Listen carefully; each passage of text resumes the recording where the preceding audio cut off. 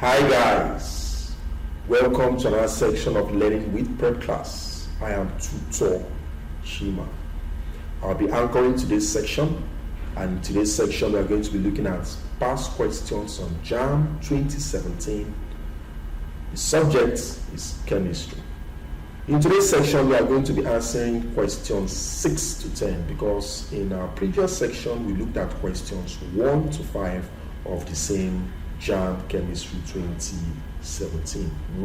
So today we'll be looking at questions 6 to 10. Before we proceed, guys, do not forget to subscribe to our YouTube channel, like our videos. When you look below there, you see a notification bell. I advise you to click and activate that notification bell. When you do so, you'll be the first to be notified whenever we have a content like this on YouTube or on our channel. Do not forget to drop 1 or 2 questions. Questions can be, do not forget to drop 1 or 2 comments. Rather, a comment can be a question. Maybe you have any question you want me to attend. Maybe on this section or on the previous section we've done. Feel free, I will be always available to answer your question. You can be kind enough to share our videos so that it's going to reach or get most views as possible. Now, having said that, guys, we are going to go straight to the objective of today, which is to solve past questions on Jamb Chemistry for the year 2017. So, like I said, we're looking at questions 6 to 10. Question 6 says, the vapor density of a gas may be defined as, the vapor density of a gas may be defined as A, the mass unit volume of gas compared to an equal volume of water vapor, the mass unit volume of gas compared to an equal volume of hydrogen, the mass unit volume of gas compared to an equal volume of oxygen, or the mass unit volume of gas minus vapor pressure of water.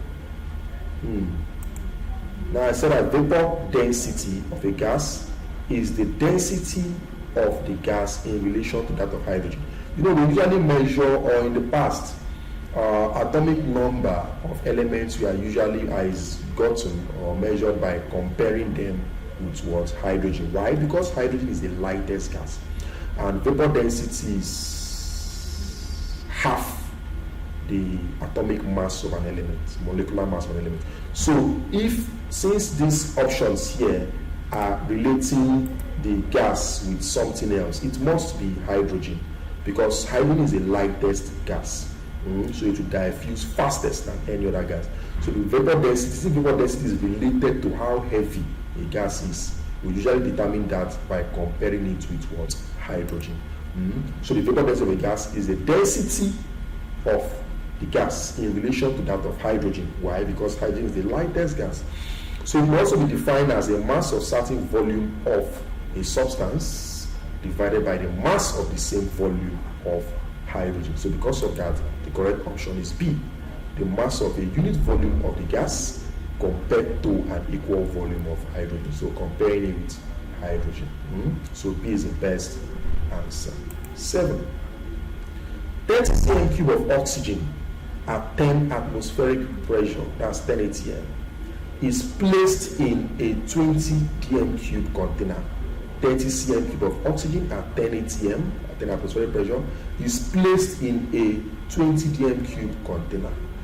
Calculate the new pressure if temperature is kept constant. Calculate the new pressure if temperature is kept constant. This Boyle's law. Yes, this Boyle's law.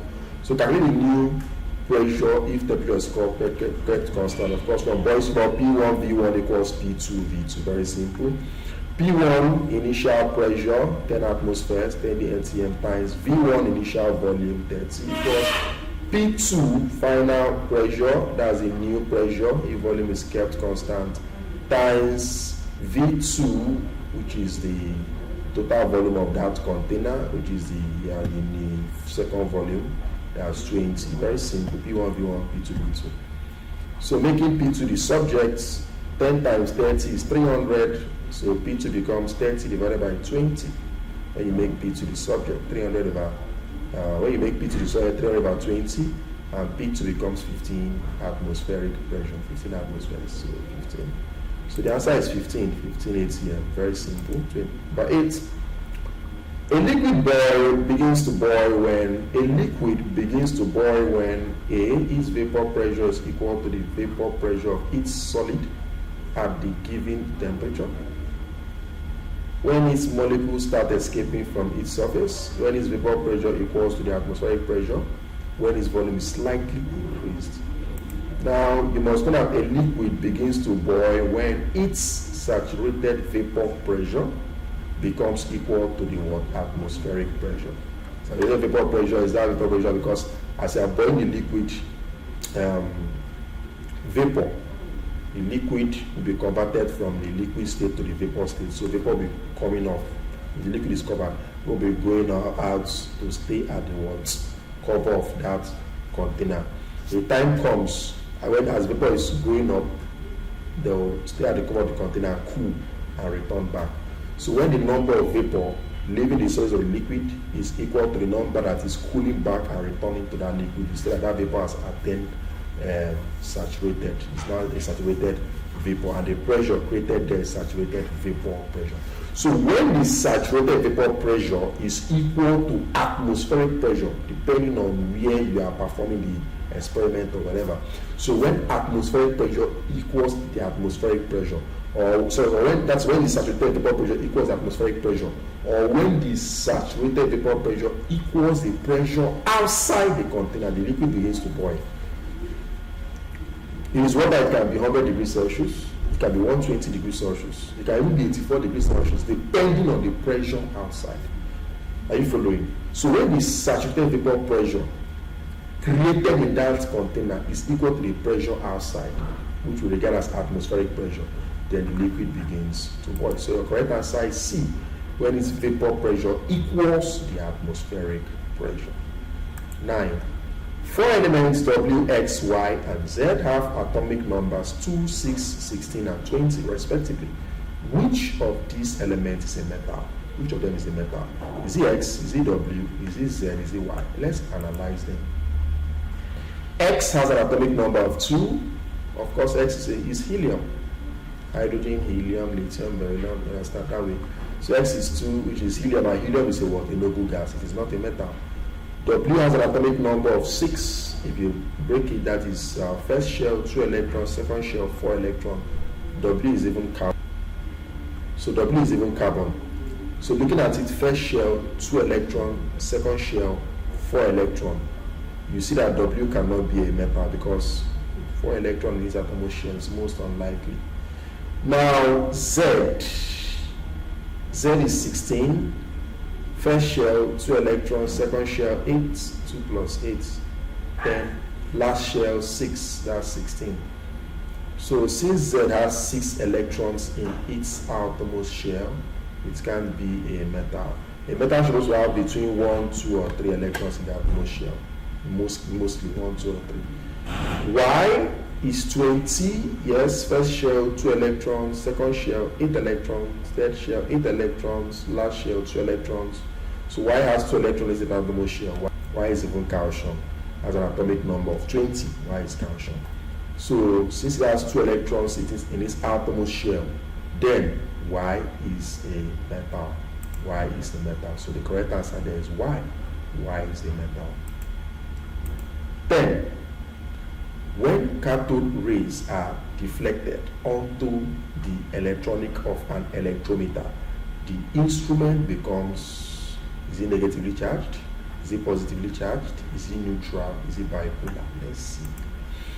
An electrometer is an electrical instrument for measuring electric charge or electric potential difference. That's what an electrometer is. Used to measure electric charge or electric potential difference. Now, cathode rays consist of negatively charged particles. So when cathode rays are subjected to an electric field, this gets deflected towards the positive charge plate, that is the anode. The electrons in the cathode rays would deflect toward the positive charge plates and away from the negatively charged plates. This will make the instrument to become negatively charged. So if you pass this cathode ray in an electrometer, because that electrometer will have a positively charged plate and a negatively charged plate, since it is used to detect electrical charge or electric potential. So when you pass that cathode ray through that electrometer, the cathode ray will now deflect to the positively charged plate, leaving the negatively charged plate. So because all the cathode rays are now attracted to the positively charged plate, you understand? Because all the cathode rays are now attracted to the positively charged plate, the negatively charged plate becomes bad. So because of that, the electrometer becomes negatively charged. Very simple. Because all the cathode rays are electrons and they are negatively charged. So because of their unlike charges attract. So because of their negatively charged, they will now be attracted to the positively charged plate, leaving the negatively charged plate bad. So because of that, the component will become what? Negatively charged. So the answer is what? Negatively charged. Negatively charged. Alright guys, we've come to the end of today's section of Learning with Prep Class, where we looked at past questions on Jamb Chemistry 2017. We solved questions 6 to 10. When you look below here, you will see a link. I urge you to type this link on your browser.